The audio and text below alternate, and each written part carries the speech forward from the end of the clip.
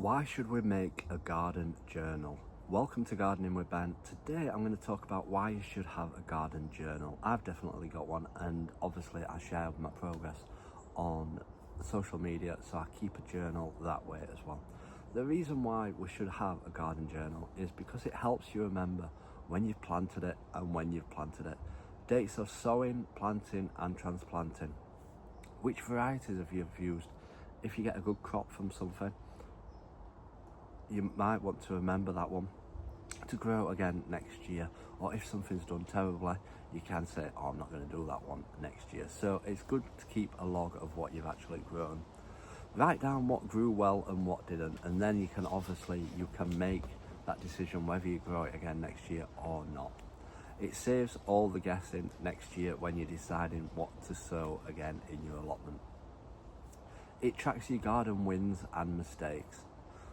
What pests showed up and when they showed up, so that you know how to tackle those pests. Which fertiliser or feed worked best on your vegetables.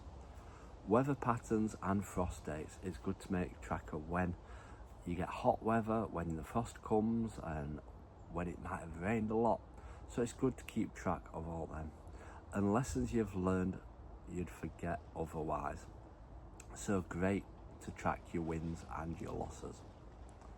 Makes planting future seasons so much easier. Refer back to last year's timings of when you've sown your seeds and how you've grown them. Adjust your sowing calendar accordingly to how things have grown well and how things haven't.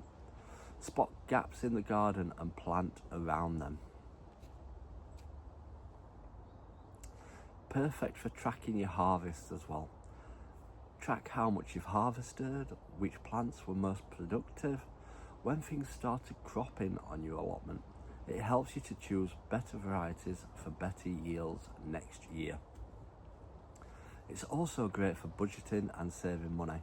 Track what seeds you bought, what you used versus what you wasted. Do you actually use a full packet of seeds when you sow? I know I usually do. I never leave some in a packet for the year after. I end up using them all. It helps you avoid buying duplicates as well. I've got a massive seed bag full of different seeds, and a lot of them are duplicates, so it does cut down on it if you do make note of what you've actually got. Spot bargains and what actually paid off. I'm always a bargain hunter, as you know. If I see a bargain, I'll certainly fire it. It's a mindfulness boost as well. Reflecting on your garden helps with reducing your stress. Make notes of your appreciation for your slow progress, and it turns your gardening into a positive daily habit. And you build your own personal growing guide as well. Obviously there's plenty of books out there to follow and everything, but it's what grows best in your soil or in your area over the temperatures. After a few months, it becomes a resource of unique to your plot, tailored to your soil, your weather, your climate, and something you can keep for years and look back on when you're planting up next year. It also keeps your allotment more organised.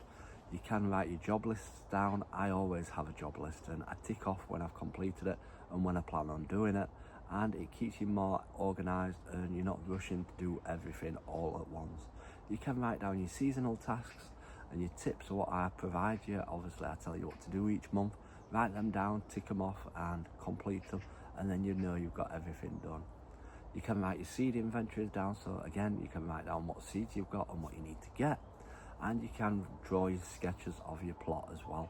You can make your layout and plan how things are going to grow, and then you can look back next year and do the crop rotation so that you don't plant stuff in the same place next year.